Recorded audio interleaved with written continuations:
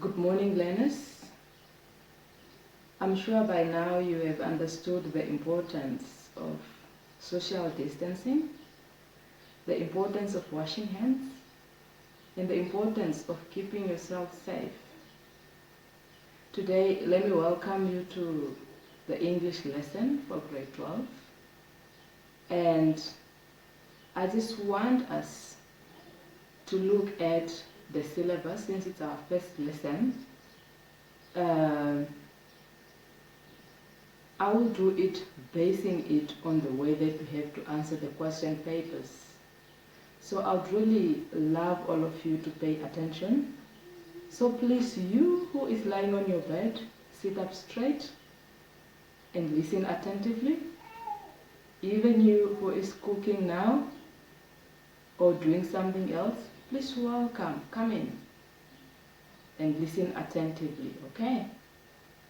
For grade 12, we have 4 papers, old curriculum. I'm talking about if you are doing core or extended. If you are doing extended, you are going to write paper 2. If you are doing core, you are going to write paper 1. And on top of those 2 papers, you are going to have paper 3, which is listening comprehension for both of you, and paper 4, which is oral assessment. Today, I'm only going to look at paper 1 and paper 2. I'm going to guide you through into what you have to expect and how to answer those questions briefly. Then we will organize lessons where we will be tackling the question papers and having a full teaching on their own.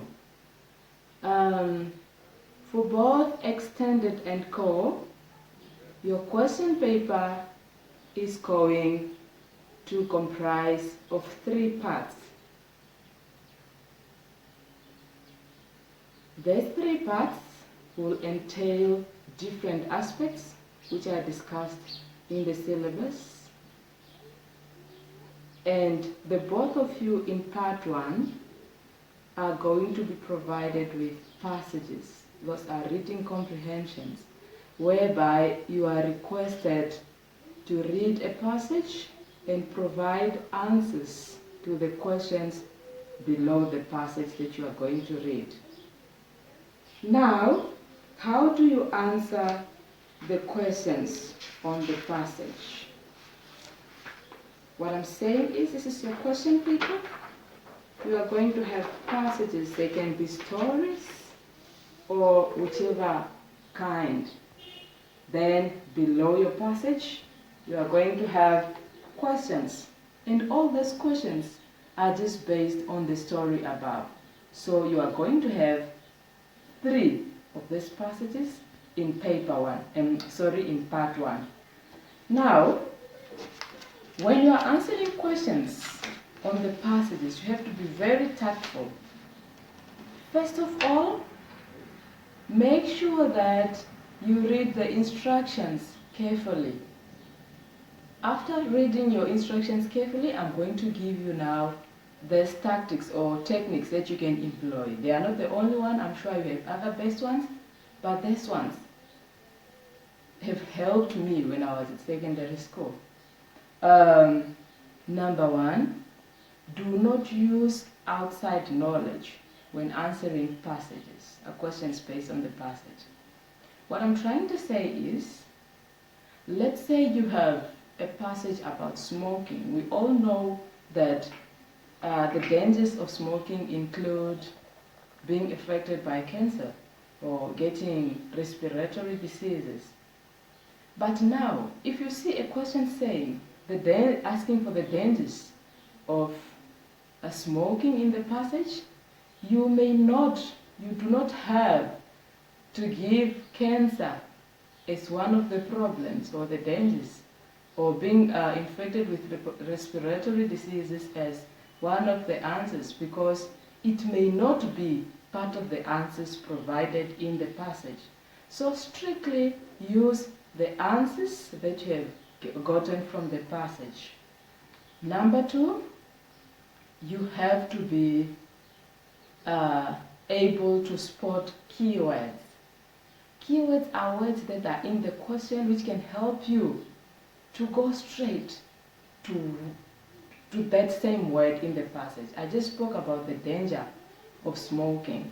You should know the synonyms of danger and other related words, so that if they ask for the dangers of smoking, you quickly go into your passage and check where the dangers are stated, or any other word if they happen to use synonyms. So try to upgrade your vocabulary. You also need to be tactful to make logical guesses. Logical guesses are now taking you to skimming and scanning, whereby you have to think fast, skim through, and find out where you think this answer can be from. Should it be from the bottom part of the story, or from the top part of the story, or from the middle part of the story, so that you do not waste much of your time. And try to lift or to copy the answers as correctly as possible, just like how they are in the passage. And be careful, if the answer is a proper noun, use a capital letter. If it is a proper noun, use a capital letter in the proper to start a proper noun. Okay? Proper nouns are real names. Teacher is not a proper noun, but Abiatal, that is a real name. So if the answer is Abiatal, if the answer is Oprah Winfrey, if the answer is Namibia, start your answer with a capital letter. And while answering those passage questions, make sure that you review your answers at least twice. I know time is limited, but don't just write and go. Write quickly, review them, then off you go. Right, that was part 1, which applies to both extended and core. Now we are moving on to part 2. In part 2, we are provided with grammar part. Some people call it fill-in part. The fill-in part requests you to fill in answers in a text.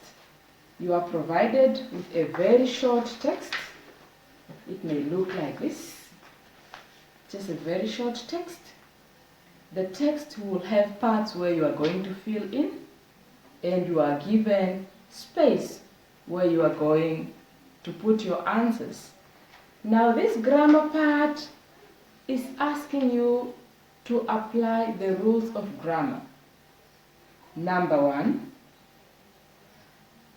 here the examiner is trying to assess if you still know the parts of speech. By the way, what are parts of speech? I can see you are thinking of nouns, verbs, conjunctions. Yes, you are correct. That's exactly what I'm talking about. The examiner is trying to see if you still remember those things and many other parts of grammar. So, during this filling, make sure that the words you are filling in are written in small letters, completely small letters, unless if the answer is a proper noun. Proper nouns always start with capital letters. Or unless if the answer starts the sentence, meaning that it's immediately after the full stop. Otherwise, write your answers in small letters. And please, while you are writing your answers in small letters, make sure that you do not put full stops at the end of those words. Because these answers are just words that you're supposed to fill in. Sometimes we become so reckless that we don't control our pens, then we just enter full stops everywhere. Let's say we have a short story about Mary and her cat, that maybe it's our text. Then the text reads, Mary likes letting her cat into the garden. you're supposed to fill in into as your answer. One day, she got shocked. Shocked is supposed to be an answer. That she found her cat bleeding. It's impossible for my cat to fight. She thought it is supposed to be an answer. So Mary grabbed her cat and off she went. Now, in that story, let's assume that into, shocked, it's, and grabbed are supposed to be the answers to be filled in. You can see that these answers are just words. They are not names. We don't need capital letters. That is why we are writing in small letters. And be very careful with your small letters. You see my S here. If it's small letter, should be in line with the other letters. Okay? My I is a small letter. And my G is small letter. Now sometimes you get very reckless, then you put just full stops all over. This is very wrong. And this is one of the many mistakes which learners do. So please try to avoid it because this is totally wrong. Your answers are correct, but you won't get anything because you have added full stops to words.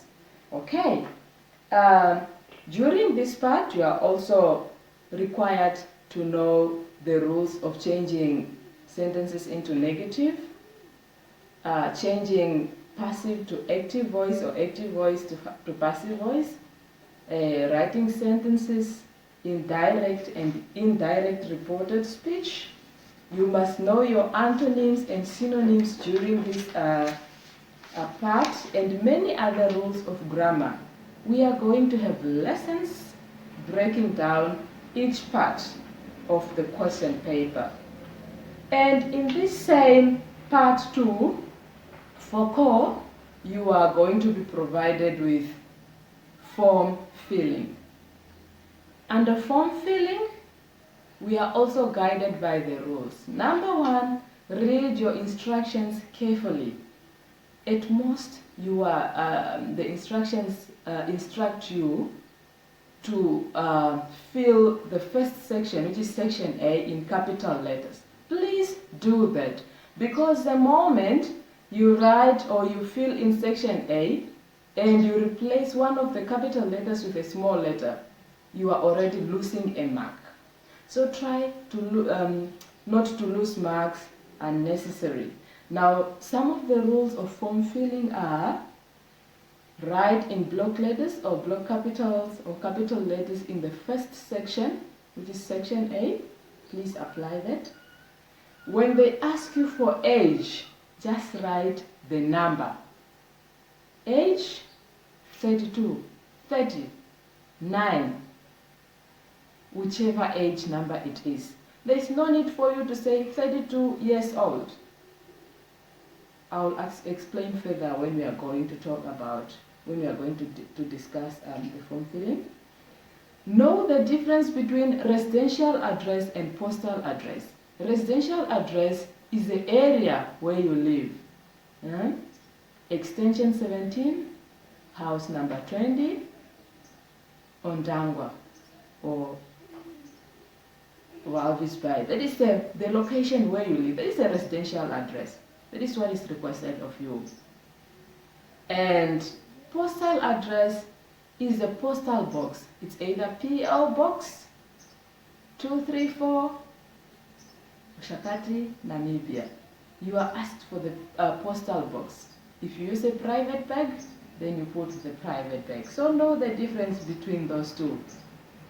Write your email without any spacing and in small letters.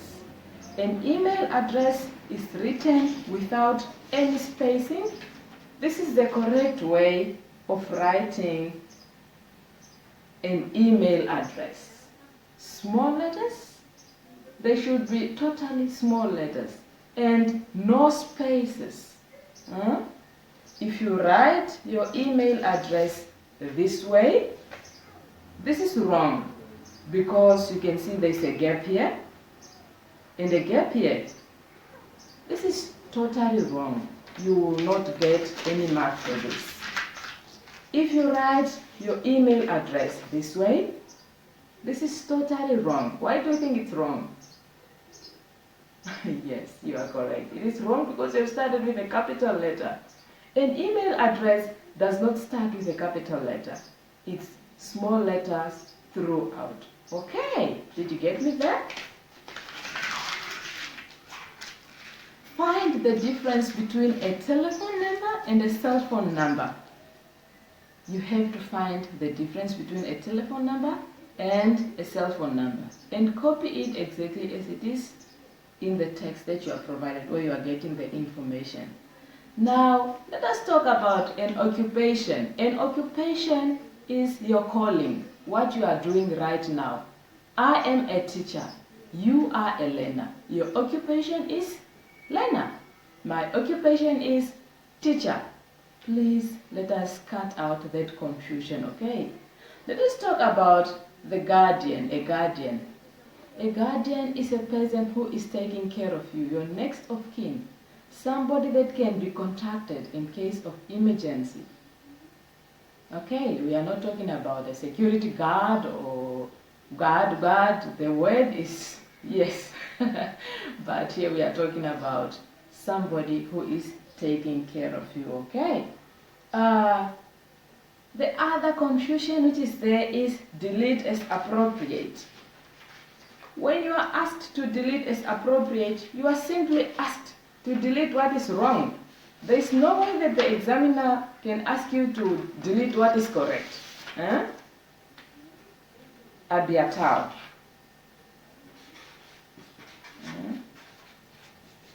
Abiatal is woman, man, or woman, man, or girl. This is Abiatal. Now you are asked to delete as appropriate. Am I a woman? Am I a man? Or am I a girl? Yes, I am a woman. So the correct answer is woman. There is no way that you can delete woman because it's correct. You are deleting as appropriate, meaning that you are cancelling out man and girl so that it reads that Abiatal is a woman. Did you get me there? If you did not get me well, don't worry. A full lesson is coming on its own just for this section too. Then, towards the end of form filling, we are always asked to write a sentence. It can be about the experience of the person spoken about in the form. It can be about anything else. This sentence at most is limited, not more than 15 words or not more than 20 words. Please adhere to the instructions. Do not just write a very long sentence. And always remember that a sentence starts with a capital letter and ends with a punctuation mark. Are we together there? And again, just to remind you, a form filling requests you to put yourself in the shoes of the person who is writing, who is being discussed in the form. So when you attend to this last sentence, if there is any need, you have to use the pronoun I, because now it's you. You are told, Imogen, you are Abiatal. Fill in the application form for her. So if there's a sentence asked and there's need for the name of that person, remember that it's you now. Good. Thank you. Let us proceed. I hope you understood me there. Let us proceed. That was for core. Form filling is found in the core paper. For extended paper, in this section, you are going to be provided with another text, another passage, a comprehension, a reading comprehension, which you have to answer. And I've already discussed the tactics that you need to employ when you attending to comprehension questions. Just make sure that when you read your comprehension questions, when you attend to a comprehension, first of all, read the questions. Add this tactic to the tactics we have discussed already. go through the questions first, so that when you go to the comprehension, you know what the questions are asking. During this part of the question paper, which is part 2, we are also going to be asked to write a summary. For core, you have to write a note form. You are going to write points. You will have an answer and an answer sheet where you are given bullets so that you put your answers. Now let us say you are supposed to have 1, 2, 3, 4, 5, 6, 7 points. If your answers are supposed to be 7, you'll be obviously given 7 bullets. The 7 bullets are directed you that your answers are supposed to fit in here. But if you find that you are having a long answer which will overlap and come here, make sure that you cancel this bullet. Do not just write on the next bullet, because if you write on this bullet, then these things will read incomplete. Let's say another second answer is here, it overlaps, then you come up to here, delete this bullet again.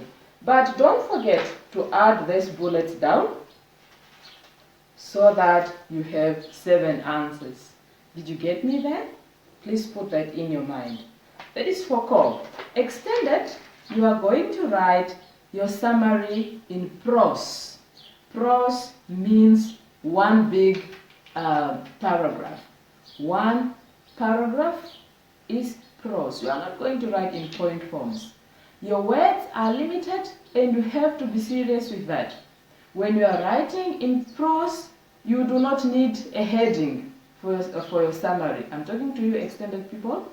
There is no need for you to put a heading because all those words are going to be counted. Just write smartly and answer as you are required to. Provide facts which are required, and please, if you have time to use your own words, try not to get out of the meaning. Do not go out of context. Make sure that you are still maintaining the meaning of the text. Okay. Now we are going to the final part of the question paper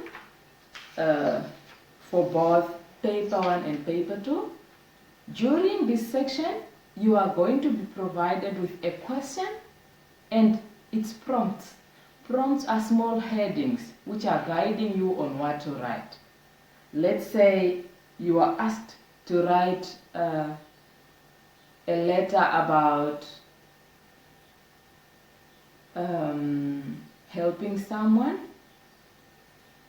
The prompts may ask you about who is that someone, why you have chosen to write to help that person, and how it will help that person. Please try to stick to the prompts, okay? When you stick to the prompts, that means that you are still in context. And make sure that you know all the continuous parts, continuous writings that you were taught. Here I'm talking about essays, know about narrative, descriptive, argument. Repeat again. When you are requested to write continuous essays, you have to follow the guidelines, which are prompts. Good. Now, know your continuous writings. Continuous writings entails of essays. Essays, you must know your narrative essays, your descriptive essays, your argumentative essays, informative essays, and many others that you were taught, because you don't know what the examiner will ask you. The good part is that all this will be guided by prompts. You'll be told what to write about. You must also know how to write a report, how to write a speech, how to write a friendly letter, how to write formal letters. You know, formal letters have got different kinds. We have complaints, request letters, application letters, business letters, etc. You should know all those types of formal letters, because you don't know what the examiner is going to ask you to write. Know how to write your diary entry. Know how to write your book review. and most of all know how to write an article, you are going to be asked to write all these things. And you have to write them in correct formats. Now, with all this continuous writing, you have to have a topic. It's not like it's summary writing, which I discussed for extended, where you don't need a topic. Here you need a topic smartly written and use or be in write in the correct format of each of these continuous writing. Now I'm so grateful that you paid attention. I can see that you have learned a lot from this lesson, but I also promise you that we are going to have lessons whereby we'll be attending to how to answer each of the sections or parts I've discussed today. We are also going to have lessons on paper 3, lessons on paper 4, which is oral assessment. And today, let me wish you a good day. But before that, our next lesson is going to be on how to write a report. So during your free period or free times, find out information on how to write a report. We'll discuss it. I'll direct you and show you how to write. But it will be very best if you would also have information already. You would have researched already on how to write a report. Then I am going to give you a task on report writing, and I'm also going to tell you how you are going to send that back to me so that I mark you, guide you, and give you your feedback. You know, don't forget that we are all capable of achieving something in life. All we need to do is to work hard. Just work hard. You know, just work hard. It's simple. While you are lying on the bed, while you are just watching movies, others are busy investing in their lives. I mean, they are studying. So please do the same. Have a good day, study hard, and see you in the next lesson. Bye.